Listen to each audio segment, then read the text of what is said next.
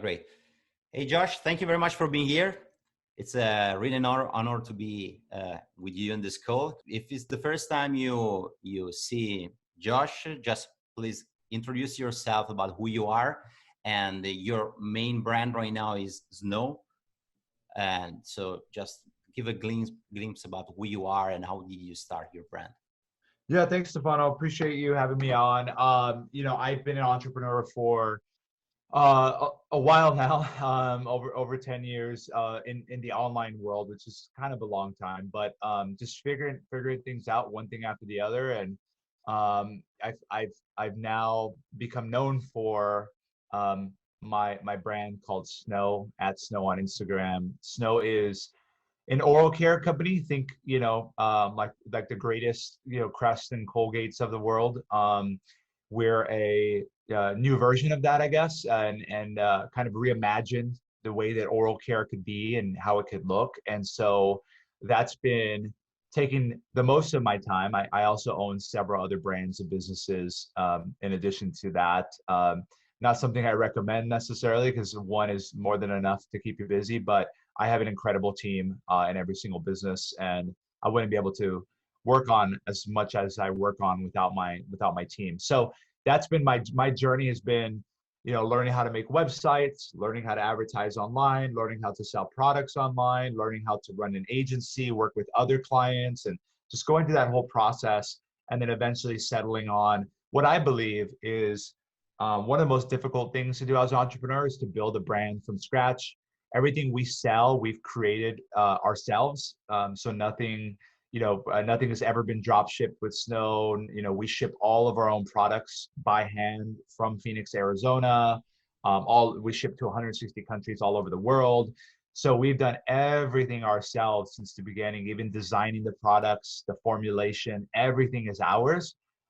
So that's something that I wanted to challenge myself with and say, could we create something from scratch and make it be a success? And so far, we've got over 1 million fans. We got hundreds and hundreds of thousands of customers who keep coming back and buying more. And we're working on that. It's been 3 or 4 years now, and I've put a lot of sweat, time, money into the business to get it to where it is today. And we're really excited about where it can go into the future, because oral care is probably one of the most difficult industries to gain market share in. It's just very, very hard. And so now that we've made it this far, we're really excited to see, I always say the snowball is rolling, the momentum. Let's see where it takes us. But that's where I'm at today. And I get to do everything that I've learned over my life in essentially my brands, from media buying, designing, formulation, packaging, customer service, you name it. I get to do it all in one, which is kind of, I call it the Olympics of entrepreneurship, because you have to do all of it, the decathlon of entrepreneurship. So that's where I am today. Yeah, that's really cool and interesting. So that's really interesting as well, the fact that you said that you built a lot of knowledge during the past years, and now we are blending and mixing all these different things together. And what do you think is the main and most important thing that today is helping you in your business? I would say when I started entrepreneurship, I wanted everything to happen fast. I was like, I want to make $1 million a month tomorrow. I want to, or make $1 million tomorrow. I want to be a millionaire tomorrow. I want to have a Lamborghini tomorrow. I want to, have a penthouse tomorrow. Everything was tomorrow, tomorrow, tomorrow. And so I was constantly finding myself frustrated and upset that I wasn't growing fast enough. I wasn't making as much money as other people that were posting online, and just constantly beating myself up. I think now I've realized that honestly, in America, I think once you make over 100,000 a year or 200,000 a year, somewhere around there, depending where you live, if you live where you live in LA, you got to make a little bit more money. But if you live in the Midwest, you can make less money. But I would say after 200,000 a year, my life doesn't change that much. Like, I've got a Ferrari. Like, I'm huge into nice cars and stuff, but driving a Toyota or Ferrari, they get you to the same place. One gets you there a little louder or maybe a little faster, but You know, I can eat whatever I want to eat. I can, do whatever I want to do pretty much. I get to live the life I want to live. And so I realized that, one, everything takes longer and costs more money than you expect it to all the time. You may get lucky once in a while and something happens faster than you think. If that's the case, hold on to it, enjoy it, be smart about it, don't waste your money. So I think a lot of it has been the maturity in entrepreneurship, not just as a person or as an adult, but the maturity of realizing that, um, for example, I used to look at a business and go, I would say, oh, I'm buying so many shoes, I'm buying so many sweaters, I should start a sweater company. Like, I'm spending all this money on sweaters, I should start a sweater company. And then I would look at things, I go, oh, Lululemon, that's such an easy business. They just sell pants, I could beat them. And a lot of this simplistic thinking of like, this is such an easy business, I should start it, to realizing it's a hard business. Everything is hard. The bigger it gets, the more difficult it is. Yeah. You have to focus on something for a long period of time, never give up, ask for help, build a good team. You can't do it by yourself, and it's not going to happen overnight. That for me is even more than media buying and influencer marketing, also all these tactics that are very important for building a business. I would say thinking, I'm going to have this business for 25 years. How can I build it today so that it's valuable, even more valuable 25 years from now? And that my team is really proud of me. The community is really proud of me. All of that. I think 25 years at a time. And if you think 25, and then you break it down and you think 5 years, and then you think 5 months, and then you think, what am I going to do the next 5 minutes? So like, you break it down, but I think that would change a lot of the way that people think. It would change the way. Now, I'm not sitting here saying, oh, I'm going to give it 25 years before I make my first dollar, or like, oh, it takes time. No, I'm racing, I'm running the marathon. Yeah. But I realized that if I sprint in the beginning of the marathon, I won't be able to complete the race and I'll have to start over. And so I think the longevity thinking of how can I do something for a long period of time, and that for me is what keeps me going, and realizing whether it's Facebook ads, Snapchat ads, TikTok ads, Google ads, they come and go. And what I want to stay there is my brand. And so I study a lot of the great brands like Montclair. I study obviously a lot of fashion brands that have been around for a long time, but how do they, go through recessions, and how do they keep growing, building their brand over a long period of time? That for me is what I've learned to study, versus how can I make $1,000 tomorrow by selling this product that doesn't even work, but who cares?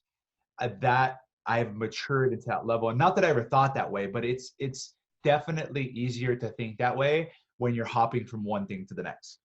Yeah, exactly. And that's probably as well the idea and the difference between like a simple drop shipping business model and a branded e-commerce. The drop shipping people are thinking in the quick buck and making money quickly and immediately and not thinking about the long term. And with e-commerce is different because you need to think about, of course, the marathon, as you said, like it's a long-term strategy where you need to build the team and everything. And as well, in your case, I'm noticing that you are investing a lot on your personal brand right now. How do you think it's important to connect your personal brand to your brand in order to get more exposure, more sales, and make your business even more valuable in the long run? Well, I wanted to read a couple of things. I wanted to become the entrepreneur that I want to follow. I wanted to be someone that, you know, I wanted to be someone that I said, for example, if Steve Jobs was on Instagram and he was building Apple and he was talking about it on Instagram and the stories and everything, and you got to see as he was building it, all the struggles. He gets fired from his own company. He has to go found a new company, Pixar or whatever, and go and do all these other things. And he was sharing that. That might be interesting. And not that I'm, I'll never, I don't think I'll ever be anywhere near as successful as Steve Jobs.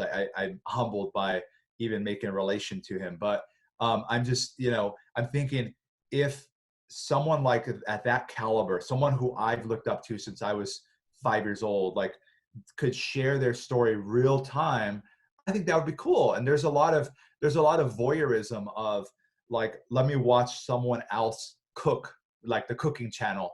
Let me watch someone else play video games, esports. And I said, this is like, I think my belief is that a new category of celebrity is the business rock stars. And the way that we glamorize entrepreneurship in that way, I think it's very healthy. You have to follow the right people, and you have to really know that they're the real deal, and they're not just trying to sell you something. But um, I would say that I wanted to share my story because I I learned a lot from a lot of other people, and I didn't just do this by myself. I had to learn a lot from other people, and I wanted to give back. One part I wanted to give back. Another part I wanted to start to build a legacy. And the third part, selfishly, is we all have egos.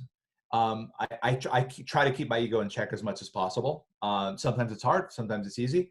The nice thing about Snow is that it's such a difficult business. It's so difficult to grow this business. It's so difficult that like one day I think I'm on top of the world, and then the next day, I get slapped in the face. It could be one thing or the other, right? Like, yeah, there's 1,000 things going on. So I've learned to be cautiously optimistic, but I shared that with my audience.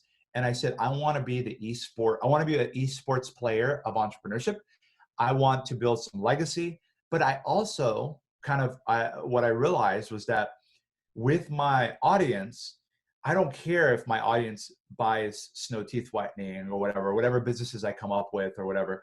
That's great. I love that. They get to participate and they get to see the product. Great. If you buy it, you buy it. But I don't share in the hope that you're going to necessarily buy the product. I share in creating my network. And so when I go and I say, hey, I'm looking to hire a media buyer, I post it on Facebook, I post it on Instagram, and immediately I get 100 messages. Somebody's copying Snow. They tell me, they say, hey, someone's copying Snow in Italy. They took the pictures and they're using blah, blah. I know within minutes, they send it to me. So I call them the Snow Troopers, but I have this army of people that I can utilize, and I feel so grateful. And I feel that obligated every single day. And the other thing is the accountability. When you put what you're doing out there into the world, even if 5 people, you have 5 followers, you put it out there in the world. A lot of the early days was just me kind of talking to myself. I think in a lot of ways, I was just putting it out there. Nobody was really caring. Nobody was watching, because at first they ignore you. Then they laugh at you. Then they fight you, and then you win. And so I think in the beginning, it's very hard to create content when nobody's watching it. And that is the most important time when you should be creating content. And you have to be willing to put yourself out there. And I will tell you now, I've got an army. 99.9% of the comments are positive. Everybody rooting for what we're doing because they see an aspect of themselves in my story, in our journey. And I think that's been the most powerful thing. And then from the business side, you can't follow the founder of Crest or Colgate, but you can follow the founder of Snow. You can see what we're doing, the lifestyle. And sometimes I share too much. I get in trouble sometimes. I share too much and they go, hey, you need to take that down. Like, that's confidential, or like, but I'm authentically myself. I share the lifestyle that I have. I make all my money from my other businesses. So Snow, I make $60,000 US a year from Snow. That's it. I take $0 from the business, zero.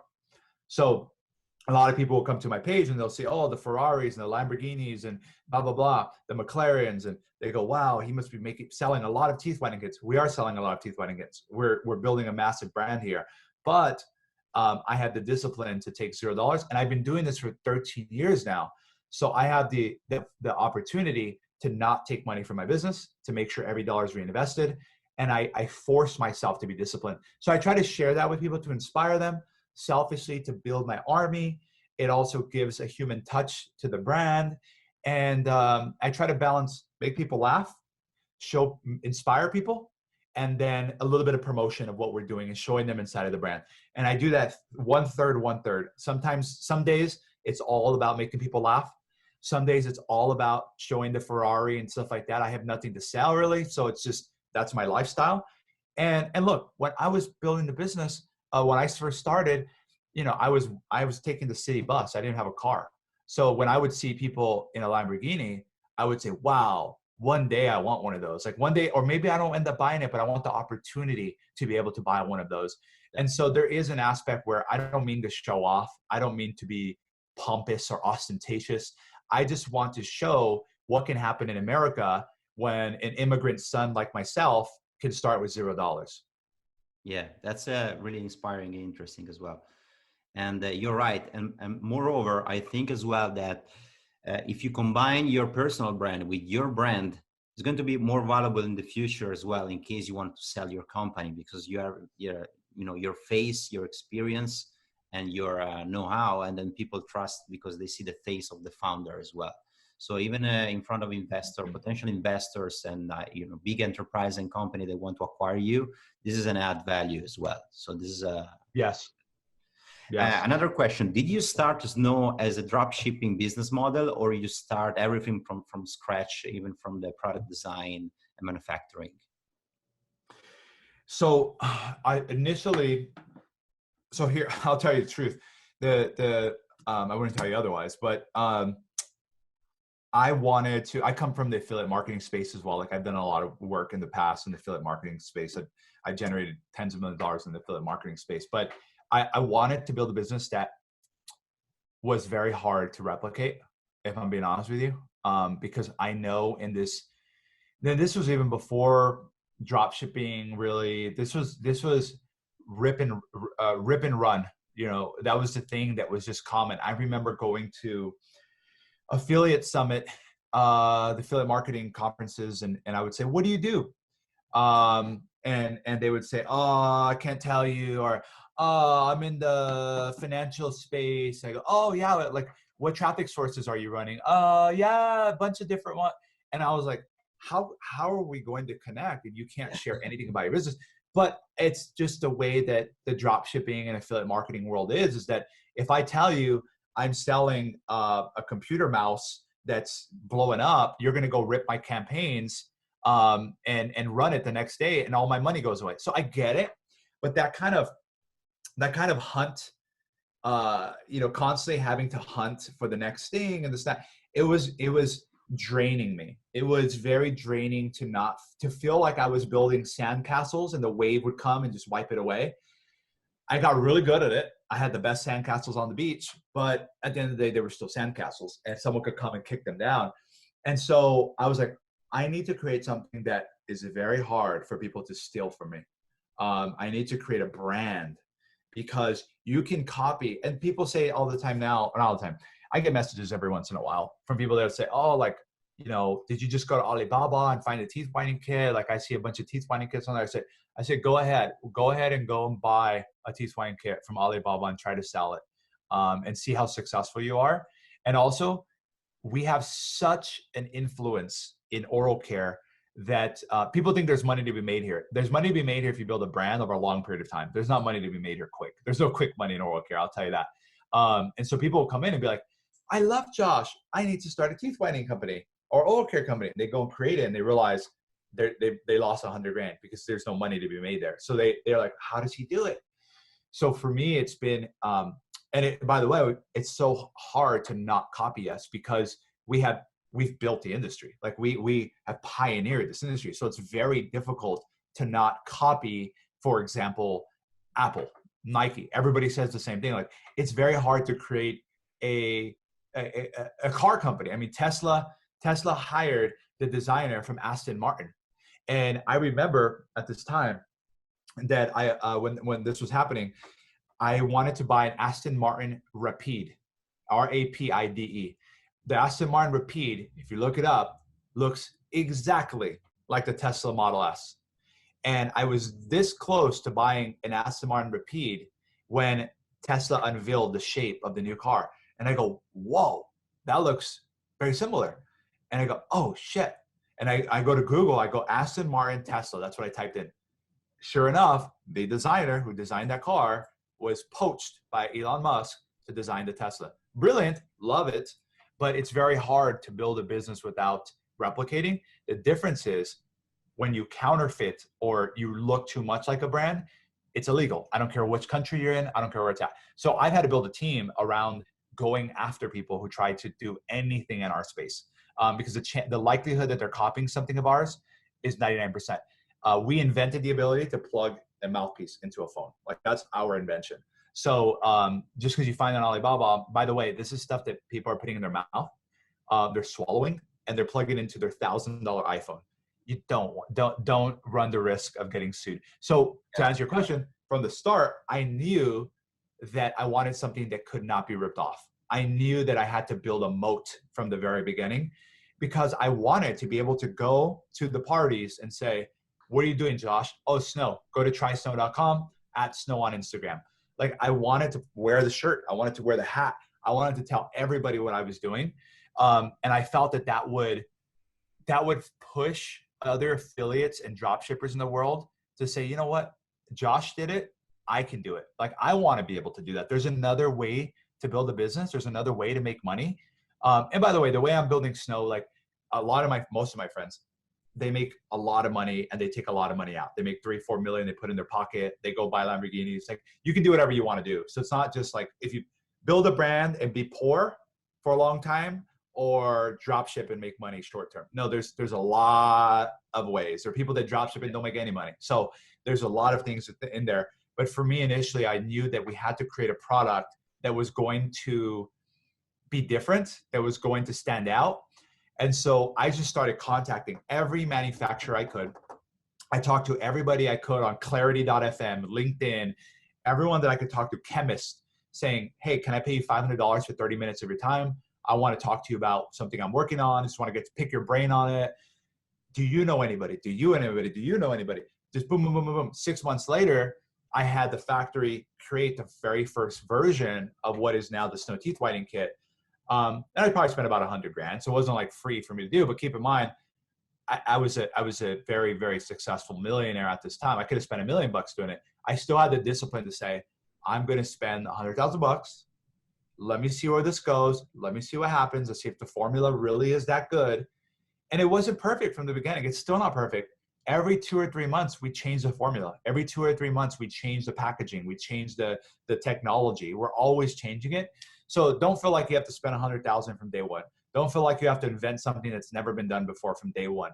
If you're a current drop shipper, look at which products you're selling a lot of and making the most money with over a period of time, and say, I'm going to create a brand. Let's say, for example, you're selling something in back pain. How many people have back pain? Everybody. So you go, okay, well, this little tool that massages my back, what are the reviews? Let me call the customers from my drop shipping store and say, what did you like? What did you not like? What are the reviews like? Go back to the manufacturer you're buying from and say, hey, can you make some optimizations on the product? And then all of a sudden you build the back pain company. Buy the domain backpain.com. Like, think in that way. And before you know it, you have 200 products all around back pain, and you're selling everywhere. You're doing advertising everywhere. And now you have a brand that started with a drop shipping of a massage product, you know? Yeah. And then became a huge brand. Yep. Yeah. That's really interesting.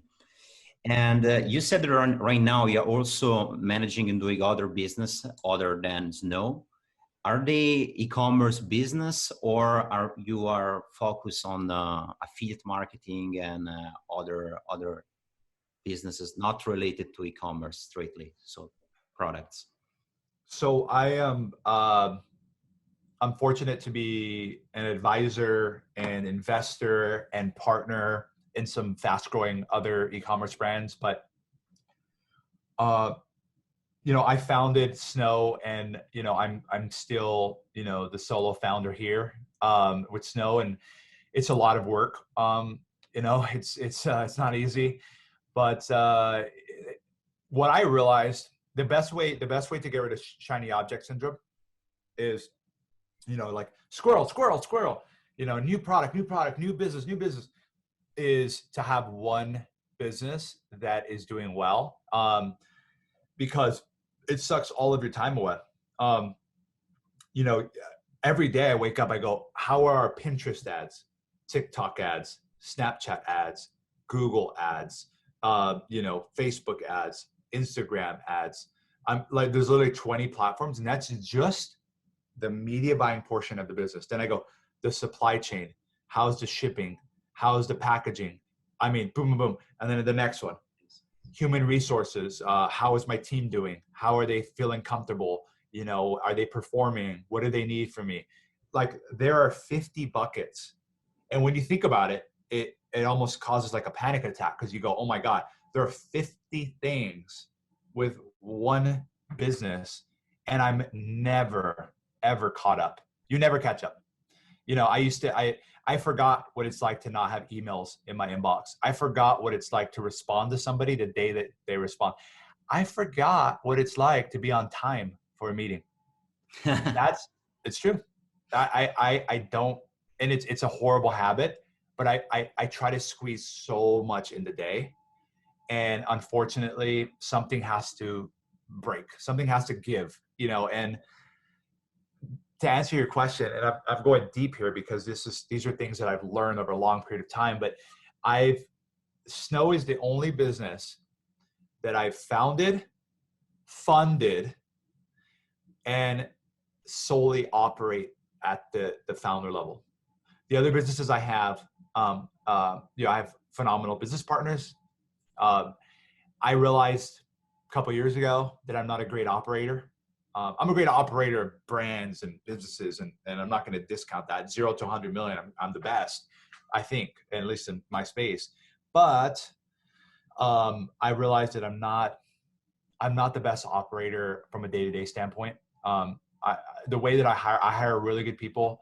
I have high expectations, low pressure, which is good if you hire the right people. You hire the wrong people, you have high expectations, no pressure for the wrong person. They're not going to meet the expectations, and there's no pressure to meet the expectations. So you end up losing a lot of money on time and effort and frustration. So you have to kind of figure out which entrepreneur are you. You have to be kind of everything. You have to learn accounting, finance. You have to learn how to package, packages, ship out packages. You have to figure out customer support. You have to figure out human resources. These are things you learn, but it makes you an expert generalist. And what I found out is my strongest suit is in finding the great people to bring onto our team, pushing the mission forward of the brand. And these are things that expend a lot of energy because it's creative energy, and it's monumental for the business. Because if I decide as a CEO that that Snow is going to sell shoes, Snow White shoes, we could go bankrupt. We could lose everything. And they will follow the direction I set them. And not just because I'm the boss, we work as a team, I'm a teammate, but it's because my job on the team is to drive the direction of this business. So with that being said, I get to advise a lot. A lot of my time is spent on calls and it's spent on thinking. So I get to advise a lot of other brands, but the brand, this is the only brand that I wholly own and wholly operate. Okay, cool. Great. That's talking about the team. What is the number one priority or skill you're looking in a partner usually when you start a new brand, or when you start Snow, when you had to looking for a partner, for a business partner? Yeah. Oh yeah. I'll give you an example. So my business partner Anthony, for example, Anthony Strandria is a phenomenal partner to me, because he understands where his zone of genius is, and I don't step in there only to play devil's advocate, so I can be like, well, what if this happens, or what if? I think that being a strong operator day to day, hiring people, managing people, managing the day-to-day finances, the day-to-day projects, like the project management, operations, the one who's taking notes and executing upon it, putting the plan together. If I have someone who is a creative type like me, they call them the implementer and the visionary. I'm probably 80% visionary, 20% implementer. Yeah. Somehow Snow has become the number one brand in our space with my phenomenal team. Thank goodness. but I'm 80-20. Anthony can be, 50-50 if he needs to be, but he's okay being 80% implementer. So no ego, I think, is key. Being able to challenge me if I go, we need to create this. In Snow, if I go in, I say, we're going to create a toothbrush. The team is a little bit more likely to be like, okay, all right, what are you thinking about it? They're a little bit like, okay, they're cautious, but they're going to go with it. If I go in and tell Anthony we're creating an app, he might be like, are you sure that's the right time right now? How much is it going to cost? Why don't we wait on it for a while? Why don't we talk to 5 people who are going to make it? He challenges me because he's the one who is responsible for implementing and the team is too. Snow, I'm responsible a little bit for implementing at least initial steps, and then my team is in charge of doing the rest. So I've learned to respect them as well. I'm not coming every day and saying, new idea, new idea, new idea. Why aren't you guys implementing faster, faster? Because then you're just a big baby. So I think the ideal partner for me is someone like Anthony's the perfect partner for me, and everybody's different. But for me, it's Josh has crazy ideas sometimes. Josh is very outspoken. Josh's job is to bring in the big money and solve the problems that nobody else can solve. And a lot of times they're intellectual problems, lawsuits, things like that. Throughout the day, my job is to have the mental capacity to handle a very difficult challenge so that my operator can continue operating the day-to-day business. So for example, if we're raising money or we're selling the business, that's my job. My job is to raise money or to sell the business, to work with the partners to get more money from them, to work with the shipping partners to lower rates.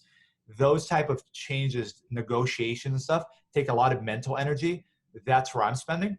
Anytime it's something like that, Anthony just hands it over to me. He goes, yo, can you handle this? Because I've got to keep making sure everything's running. So I think that's very important because I've worked with creative types, and it's really fun in the beginning because you're sharing ideas back and forth. You go, oh, we should have a Coca-Cola and we should have cherry on it. Yeah, we should do cherry on it. Oh, let me write this down. And what I call mental masturbate. You masturbate mentally back and forth. And it feels so good. And then you go home and then it kind of just sits there for a while. And then you meet up again. You go, we need to meet up again. Let's have coffee again. Let's have dinner. And you just keep wanting to meet up. And you mentally masturbate and then you go home. And then you mentally masturbate, you go. And after a while, nothing gets done. So you need someone who is going to implement. I realized that if I work with creative types, it's a lot of fun. I love having dinner with creative types. I love, having advisors or, whatever. But business partner, if we're both creative, there's no one there that's implementing. There better be a third business partner that's implementing, and poor guy. But and the other thing too is we may fight. I'm creative, a visionary implementer in the middle. Visionaries may fight. What you see end up happening is that these two end up breaking away, and this one gets bought out or ends up leaving or feeling upset or betrayed or ends up hurting the business. So I've realized that now I cannot run a business. I can invest in visionaries. I'm good at that. I can advise visionaries, pretty good at that. But I prefer to work with implementers. We just get a lot more done together because without that, I don't get anything done. Yeah. Thank you. Yeah, basically, that's something you're looking for, like a counterpart as well that can compensate what you are not very good at. So exactly. You can focus on like 100% in your like special skill. Exactly. That's the key, right? All right. So, quick question about marketing. So in your case, did you find out that influencer marketing for your brand was or is more effective than paid ads like Facebook or Instagram ads? Or do you see like a kind of balance or something and you need to do together? Yeah, no worries. And by the way, it's my fault for talking so much, but I've got to jump on a call right after this. So if it's okay with you, this will be the last question, but it's a really good one, because influencer marketing empowers our advertising. It enhances our advertising because the more that people see your brand associated with someone that they like and trust, people buy from who they like and trust. So if you've got someone who they like and trust, like a celebrity or an influencer, anyone, they're closer to the person, the more powerful it is. So if if you watch a TV show your entire life and that person from the TV show says, Stefano, you should buy Snow. You're like, wow, I should check this out. Like, I love this guy. Oh my gosh. You know, versus maybe a Kardashian. If you don't connect to a Kardashian and they say, go buy Snow, you're like, she got paid for this. Yeah, I'll check it out, but I'm not going to buy it. She doesn't use it. So the affinity, I think, is really important, but it empowers our paid advertising because we can use that content on our website and our ads. You know, if we have the licensing rights, we can do that. Or if we can't, people will remember, oh, I saw that on Kardashian's, you know, Snapchat. So the recall is very strong. And at the end of the day, it's easier. The incremental cost to acquire the customers over time should go down when you're building a brand. So the fast track to building brand is to leverage other people's brand. They've spent their whole life building it. If they can sprinkle a little bit of their brand on yours, you got a Kim Kardashian, you got Nicki Minaj, you got different people sprinkling, then all of a sudden, think about it like this. I always explain it like this. You're the new guy in town, and you have Kim Kardashian or Kylie Jenner. Kylie Jenner says, Stefano, hey, I'm having my birthday party. I want you to come meet all my friends. You go, okay, I'll go. You go, and Kylie Jenner goes, hey, Stefano, he's new in town. He's so hilarious. I love him. I've known him for a long time. Great guy. Talk to him. Now all of a sudden, Kanye West was like, oh, what's up, Stefano? Like, so you where are you from? Like, what's up? All of a sudden, you're in the A-list circle. So if you can get that type of endorsement to your brand, it's a fast track to success. Yeah, great. Thank you very much. All right, Josh, I don't want to waste too much of your time. Thank you, brother. Thank you.